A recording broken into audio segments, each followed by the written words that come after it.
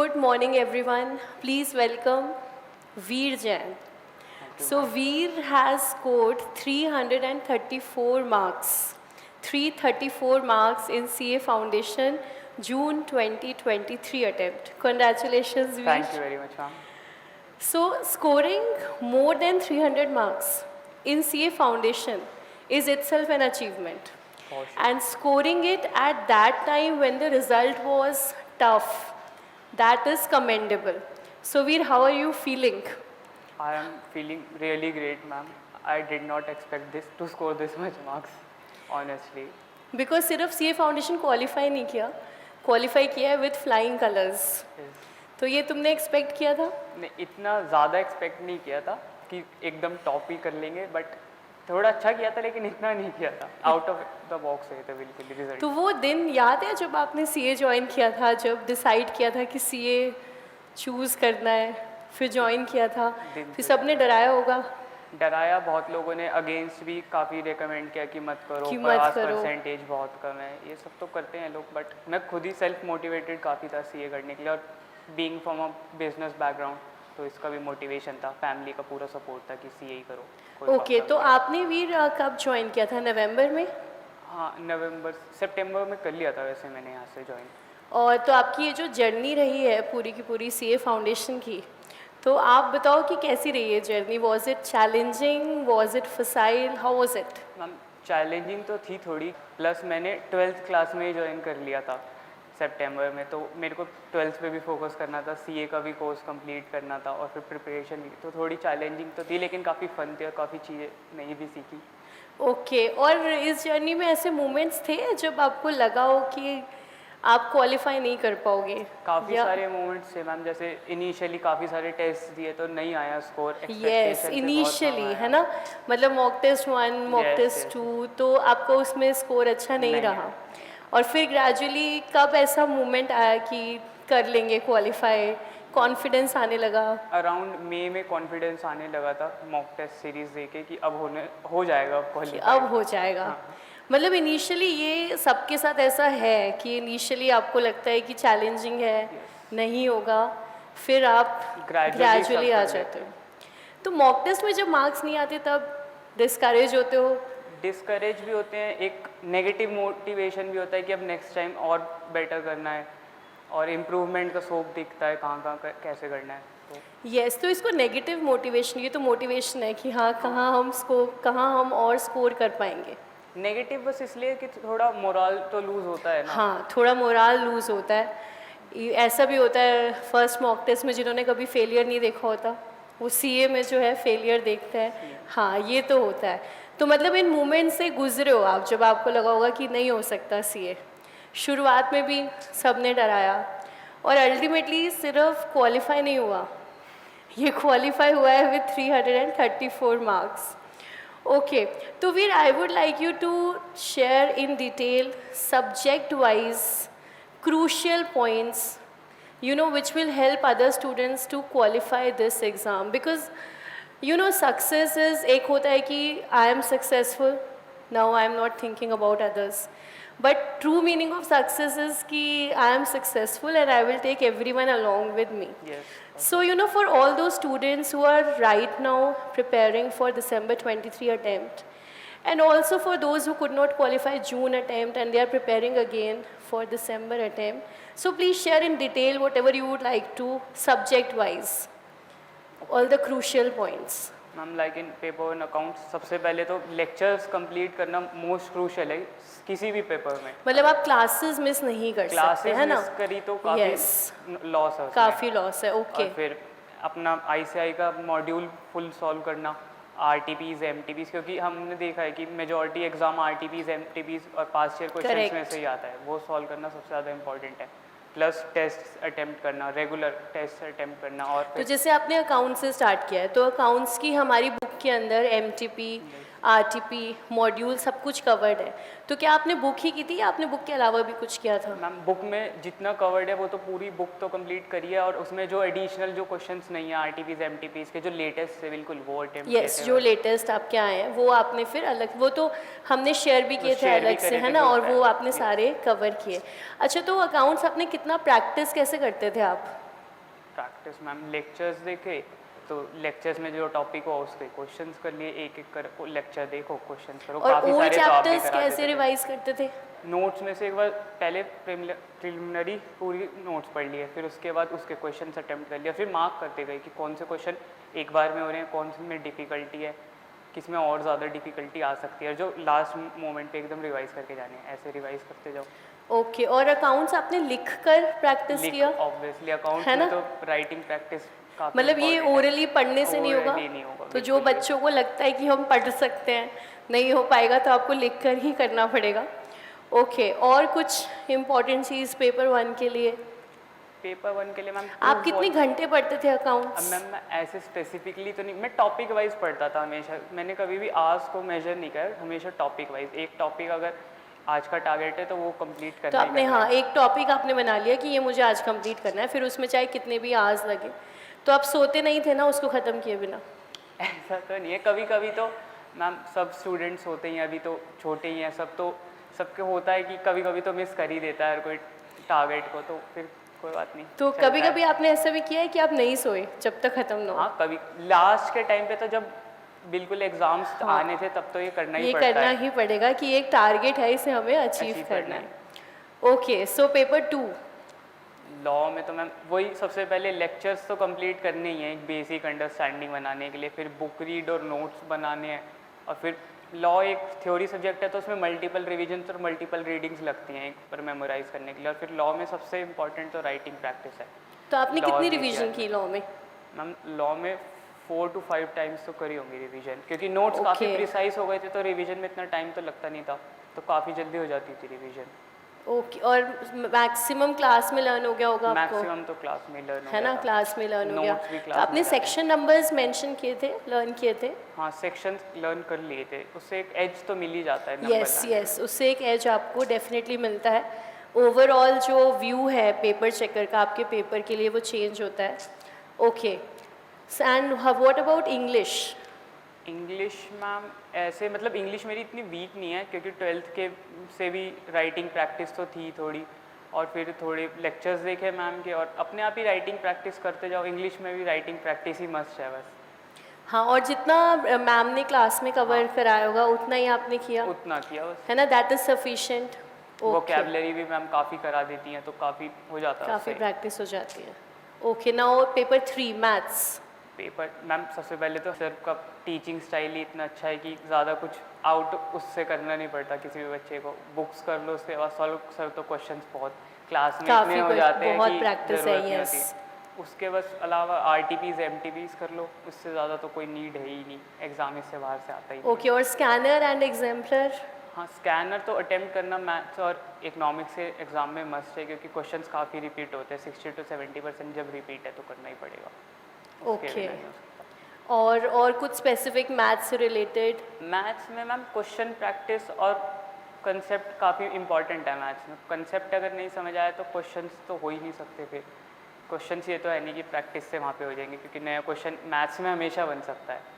तो जैसे स्टूडेंट्स को मोस्टली मैथ्स से डर लगता है, and most of the students law paper number 2 में अटक जाते हैं, कभी 39 पे, कभी 35 पे।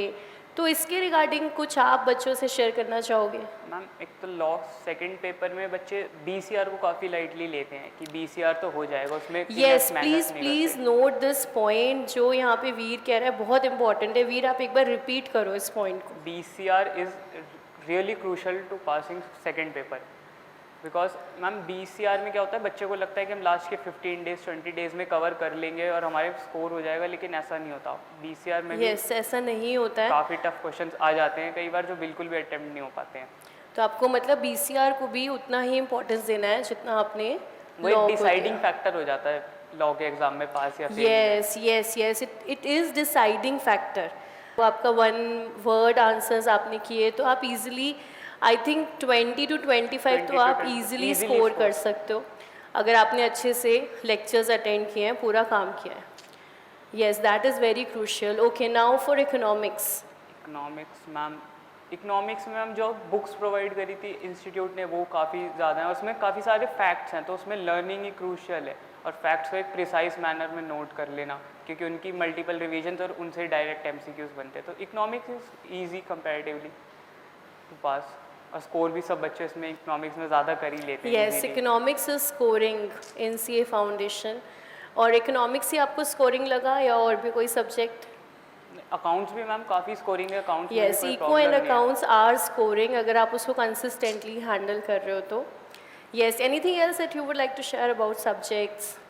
आप कितने घंटे पढ़ते थे? आप सारे सब्जेक्ट्स कैसे मैनेज करते थे एक साथ? मैम आज का तो वही है, कोई फिक्स टाइम नहीं था, डेली गोल सेट करो, उन्हें अचीव करो, बस यही था। और क्लासेस को रेगुलर अटेंड करना बहुत क्रूशल है, होमवर्क जो टास्क गिवन है वो कंप्लीट करना, और टेस्ट यस, क्लासेस अटेंड करना एंड होमवर्क टाइम पे करना एंड टेस्ट सीरीज में अपीयर करना। यस, और चार सब सब्जेक्ट्स आप कैसे मैनेज करते थे? एक दिन में 2, अगले दिन 2? 2 से 3 सब्जेक्ट इजीली मैनेजेबल है। लाइक आज अकाउंट्स का 2, एक थ्योरी और एक प्रैक्टिकल सब्जेक्ट इजीली हो जाता है। Yes, that is the best combination कि एक थ्योरी उठाया हमने, एक प्रैक्टिकल उठाया। प्रैक्टिकल को थोड़ा ज़्यादा टाइम दिया होगा? प्रैक्टिकल को 3 to 4 hours 3 to 4 hours, yes. और थ्योरी 2 आवर्स से मैक्सिमम, तो ज़्यादा कोई Yes, कर ही theory नहीं 2 पाता। hours. Yes, that is the best approach. All right. Okay, Veer, so how far MKGC education has played a role in your success Ma'am. in terms of faculties, test series and overall environment? Ma'am मैं तो कहूँगा कि काफ़ी ज़्यादा MKGC education ने ही मेरी success में part play करा है, क्योंकि अगर मैं कहीं बोलो और बोलो, से- दिल खोल के बोलो। कहीं और से लेता तो शायद मुझे इतनी अच्छी फैकल्टी और डाउट सपोर्ट, मैंने आपसे भी कितनी बार मैसेज Yes, करके yes, I remember. पूछे हैं डाउट। मैं सोच रही थी जिस दिन वीर का रिजल्ट आया कि वीर ने जितने डाउट्स पूछे हैं ना, वर्थ इट। आज लग रहा है कि it's all worth it. Doubt पूछना मैम, बच्चे काफ़ी ज़्यादा घबराते हैं डाउट पूछने से कि मेरी पता नहीं टीचर क्या मेरे बारे में परसीव करेगा, लेकिन डाउट पूछने से काफ़ी क्लैरिटी आती है आपको हर चीज़ में, तो वो बहुत एक्चुअली crucial है। डाउट्स का क्या सिस्टम है, कुछ बच्चे तो डाउट्स बिल्कुल नहीं पूछते, ठीक है। सो वहाँ पर मैं ये समझती हूँ कि आपकी पढ़ाई स्टार्ट ही नहीं हुई।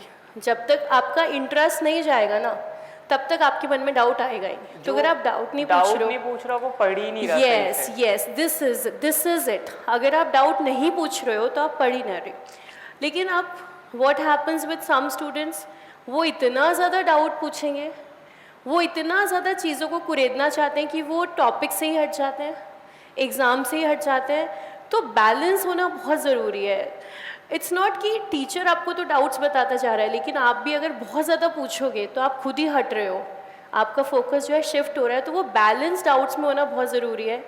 तो बच्चा डाउट ना पूछे वो भी ख़राब है, बहुत ज़्यादा पूछे वो भी ख़राब है। तो एक बैलेंस डाउट्स में रहना चाहिए, लेकिन हाँ, डाउट पूछना बहुत ज़रूरी है। एक ट्रस्ट Truly भी said, होना Veer. चाहिए फैकल्टी में कि वो जो हमें पढ़ा रहे हैं वो इनफ है एग्ज़ाम पॉइंट ऑफ व्यू से, क्योंकि ये काफ़ी प्रोफेशनल कोर्स है, इसमें ज़्यादा स्कोप नहीं है इधर उधर की बातों का। और अब तो और नई स्कीम में और प्रिसाइज हो गया कोर्स, तो फैकल्टी पे एक ट्रस्ट पूछना करना बहुत इंपॉर्टेंट है इसमें। ये बहुत इंपॉर्टेंट पॉइंट वीर आपने शेयर किया है। बिकॉज क्या होता है ना, स्टूडेंट्स कहीं ज्वाइन करने के बाद फिर वो वेवर करते रहते हैं। इस बच्चे ने ये कह दिया, उसका सुन लिया, इसने ये कह दिया, उसका सुन लिया।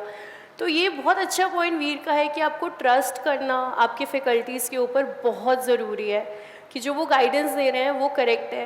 एंड आई थिंक इसके लिए ना, जब आप फैकल्टीज चूज़ कर रहे हो, that time you should choose sagaciously, but once you have chosen then you should just follow them, keeping that trust. True Veer, very nice. Okay, और क्या रोल रहा है MKG का?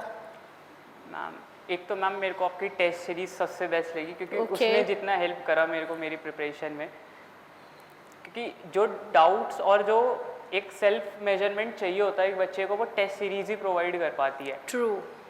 हमें लगता है कि हमने पढ़ लिया चैप्टर, हमने रिवाइज भी कर लिया, तो हमने सब कुछ कर लिया, लेकिन एक टेस्ट से हमें शो होता है कि हम कहाँ सच में स्टैंड करते हैं और हमें कहाँ इम्प्रूव करना है। तो टेस्ट सीरीज़ तो काफ़ी अच्छी थी, और फिर उसका रिव्यू बहुत अच्छा आते थे, चेक हो गए एकदम एक्सीलेंट, तो हमें पता भी चल जाता था कि कहाँ कहाँ हमने मिस्टेक्स करी। और फैकल्टी तो मैम सबसे बेस्ट है ही, फैकल्टी से तो एकदम कॉन्सेप्ट क्रिस्टल क्लियर जिसे कहते हैं वो हो गए सारे। ओके, बिकॉज एक चीज़ मैं हमेशा मानती हूँ कि ना, जो टीचर आपको गाइड कर रहा है और जो स्टूडेंट है, उसके कॉम्बिनेशन से ही रिजल्ट आएगा। यस, ये जब कॉम्बिनेशन बनेगा ना, then we will be able to deliver astonishing results. जैसे अभी जून अटेम्प्ट में the result is 25%, but MKG का रिजल्ट दैट इज़ 70%। तो हम कैसे वो डिलीवर कर पा रहे हैं, एक तो जो गाइड कर रहा है और एक बच्चा जो गाइडेंस ले रहा है ना, उसको इकट्ठे होना बहुत ज़रूरी है। जैसे कभी कभी वीर क्या होता है, कुछ स्टूडेंट्स ये फाउंडेशन में एक सब्जेक्ट को कम इम्पोर्टेंस देते हैं, वो कितना सही है मैम? सही आपकी तो स्ट्रैटेजी? बिल्कुल भी नहीं है, क्योंकि सीए फाउंडेशन ऐसा तो है, किसी एक का कोई भी लेवल ऐसा नहीं है कि उसमें सिर्फ आपको कुछ एग्जाम्स में क्लियर करने हैं, आपको सब एग्जाम्स क्लियर करने हैं, इंडिविजुअली भी और एग्रीगेट भी। तो किसी भी एग्जाम को कम इंपॉर्टेंस देना तो सबसे बड़ी मिस्टेक कहूँगा मैं है, जो अगर बच्चा किसी भी fail होता सब्जेक्ट है, को कम इम्पोर्टेंस अगर देना। कोई फेल हो रहा था उसके पीछे सबसे बड़ा रीज़न यही होगा। यस, सबसे बड़ा रीज़न ये है। और टेस्ट सीरीज़ का, जैसे हमने आपके टेस्ट लिए तो हमने ICI पेपर पैटर्न रखा। जैसे वही अगर हम अकाउंट्स की बात करें तो 6 क्वेश्चंस आएंगे, you have to attempt 5, first question is compulsory. How important it is to take test on the ICI paper pattern? Ma'am अगर मैं उसको हटा दूँ और मैं वैसे ही कुछ भी अपने हिसाब से क्वेश्चन पेपर बना दूँ, तो वो बेटर है या ICI के पैटर्न पे चलें? मैम अगर आप कैसे ऐसे ही बना दोगे एक नॉर्मल वे में, तो बच्चा शायद उसे इतना सीरियसली ना ले और एक ओके उसका एक मेंटल स्टेट ऐसा ना डेवलप हो, क्योंकि सीए फाउंडेशन मेरे हिसाब से तो कॉमर्स के बच्चों के लिए फर्स्ट एंट्रेंस एग्जाम ही होता है, तो एक काइंड ऑफ फियर भी होता है बच्चों में। लेकिन उन टेस्ट से वो जो एकदम परफेक्टली डिजाइंड होते हैं और एकदम सेम पैटर्न में होते हैं, तो उससे काफ़ी फियर भी निकलता है बच्चों का इस सब को लेके। यस, तो बेसिकली वो जो कॉम्बिनेशन है ना इंस्टीट्यूट और स्टूडेंट का, that is the most productive one. Because मैंने ये देखा कि जैसे MKG में हमने 5 सब्जेक्ट्स के 5 फैकल्टीज़ रखी, we are giving equal importance to each subject. As a student you are also giving equal importance to each subject. तो जब दोनों काम कर रहे हैं ना तो रिजल्ट आएगा। हम टेस्ट सीरीज़ को इम्पोर्टेंस दे रहे हैं, हम उसे ICI पेपर पैटर्न पे रख रहे हैं। अच्छा, हमारी टेस्ट सीरीज़ कभी ऐसे हुई हो कि कैंसिल हो गई है? नहीं, कभी भी नहीं। टेस्ट बल्कि सीरीज आप लोग कभी इच्छा कर रहे होगे कि कैंसिल हो जाए। लेकिन एक चीज़ है कि मैं हमेशा भगवान के थैंकफुल रहती हूँ इस बात के लिए कि हमारे पास जो स्टूडेंट्स भी आते हैं ना, उनको ऐसा नहीं होता है कि कैंसिल हो जाए। रादर दे आर लाइक कि मैम कैंसिल क्यों करा है आपने, आप हमारा टेस्ट। और अभी मुझे आपके एक्सप्रेशन से भी ये लगा कि नहीं मैम कैंसिल क्यों होना चाहिए, टेस्ट जो है होना चाहिए। तो हम टेस्ट कंडक्ट कर रहे हैं, पेपर ICI पैटर्न पे कर रहे हैं, बच्चा उस टेस्ट में अपीयर हो रहा है, जहाँ ये कॉम्बिनेशन है वहाँ रिजल्ट आएगा। अब मान लो हम कंडक्ट कर रहे हैं लेकिन बच्चा आ नहीं रहा, हम 5 सब्जेक्ट्स को इक्वल इम्पोर्टेंस दे रहे हैं, बच्चा नहीं दे रहा, तो वहाँ जो है ये रिज़ल्ट हैम्पर होगा। तो जो स्टूडेंट्स प्रिपेयर कर रहे हैं उनको इस बात पर ध्यान देना चाहिए। अच्छा, कभी कभी लोग कहते हैं कि CA फाउंडेशन मतलब ऐसे ही ओरली कर लो, कंसेप्चुअल क्लैरिटी की क्या ज़रूरत है? How far is this correct? This is absolutely wrong.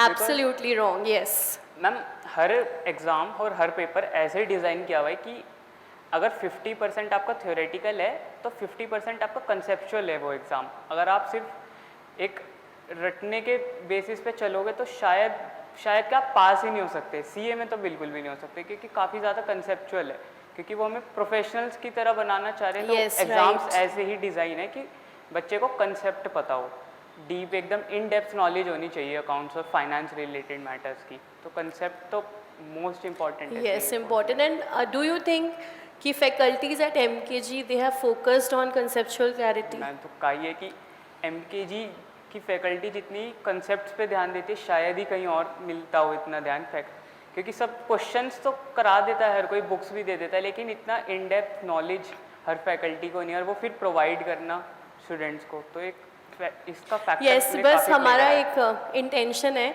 कि बच्चे का CA क्वालिफाई होना चाहिए। वो हम सभी के माइंड में रहता है कि ऐसा ना हो फाउंडेशन तो हो जाए, आगे अटक जाए। तो एक्चुअली CA फाउंडेशन जो है वो बेस है आपकी जर्नी का, तो वो जितना कॉन्सेप्ट उसमें क्लियर होंगे उतना ही अच्छा रहेगा, स्ट्रॉन्ग होगा। Okay. So another big thing, how you manage social media and mobile phone along with your studies? Ma'am like अभी फाउंडेशन लेवल पे इतना तो कोई प्रेशर होता नहीं है स्टडी से, मतलब होता है, लाइटली नहीं लेना चाहिए, लेकिन 10-12 hours maximum 12 hours is enough for clearing CA foundation. So I think Okay, so 12 hours daily. Really manage social media and other stuff. इतना टाइम मिल गया सोशल मीडिया पे? मिल जाता है मैम, अब जब आप सिर्फ CA फाउंडेशन ही कर रहे हो तो हो जाता है इतना तो। तो हम कह सकते हैं कि आज आपने बचाए होते तो ये स्कोर 350 अबव हो सकता जा सकता था। तो क्योंकि social media it takes a lot of your time, it is important to extirpate it from your life, otherwise आप उसको एक रिस्ट्रिक्शन रखें कि 1 घंटा या 1.5 घंटा आपको उसे यूज़ करना है, उससे ज़्यादा आपको यूज़ नहीं करना है। मेंटली ड्रेन करता है काफ़ी सोशल मीडिया ना। यस यस Mentally यस, काफ़ी मेंटली drain- वो ड्रेन कर देता है। आपने कुछ देखना शुरू किया, फिर वो आप स्क्रॉल करते जा रहे हो, अब पता चला कि आपने ओपन किया था क्लास शेड्यूल देखने के लिए और वो 1-1.5 घंटा आपका निकल गया है। ओके, तो anything else Veer, any one point that you feel कि अगर ऐसा करोगे तो फाउंडेशन क्वालिफाई होगा ही होगा? ऐसा मैम 1 पॉइंट तो like okay, more than 1 point, सबसे पहले ma'am anything that on your own you would like to share with students. सबसे पहले तो सीए फाउंडेशन में फैकल्टी चूज करना सबसे इम्पोर्टेंट है, क्योंकि ये Okay. बेस है। तो अगर राइट फैकल्टी नहीं होगी तो फिर मुझे नहीं लगता कि क्लियर होने के ज़्यादा चांसेस हो पाते हैं बच्चे के। तो एमकेजी के फैकल्टीज़ को आप आउट ऑफ 100 कितने मार्क्स दे रहे हो? मैम मैं तो 100 ही दूंगा, मेरे हिसाब से तो कोई कमी नहीं है। Okay, thank you so much. तो first point is choose your faculty sagaciously. Okay, और मैम लेक्चर्स कम्प्लीटली अटेंड करो, अगर लेक्चर स्किप करोगे तो प्रॉब्लम हो सकती है। और फिर अपना असाइनमेंट कंप्लीट करो, regular practice, revisions, that is enough for clearing CA foundation. And कभी कभी स्टूडेंट सोचते हैं कि हम 2 दिन में पेपर से 2 दिन पहले पढ़ लिए। डेली पढ़ना कितना इम्पोर्टेंट है? मैम डेली पढ़ना तो उतना इम्पोर्टेंट है जितना डेली खाना खाना इम्पोर्टेंट है। Yes yes, please note this, daily पढ़ना उतना ही ज़रूरी है जितना डेली खाना खाना ज़रूरी है। Consistency is the key. आप कंटिन्यूसली 3 आवर्स पढ़िए, वो आपको ज़्यादा रिजल्ट देगा, बजाय इसके कि आपने 4 डेज़ कुछ नहीं करा और 3 डेज़ आप लेकर के बैठ गए। सो कंसिस्टेंट रहना सीए की जर्नी में बहुत इम्पॉर्टेंट है। ओके, और कुछ वीर आप याद कर लो, कुछ आप सोच कर आयोगे, कुछ भी और आप शेयर करना चाहो हमारे बारे में, पेपर के बारे में? मैं तो बस यही सजेस्ट करूँगा कि कोई भी बच्चा सीए फाउंडेशन दिल्ली में है या फिर दिल्ली से बाहर भी है, अब तो गूगल ड्राइव का भी ऑप्शन है, तो सबसे पहले तो अगर फर्स्ट प्रेफरेंस एमकेजी ही होनी चाहिए। बस वीर की इस बात को लिख लिया जाए। ओके, कोचिंग सिलेक्ट करते हुए, और बस यही है मैम, रेगुलर होना चाहिए, consistency is the key. yes yes, In it is CA. the key in CA. All right Veer, that was very helpful for our CA aspirants. Thank you so much, and we would like to present trophy to you, well deserved and well earned trophy. Thank you ma'am.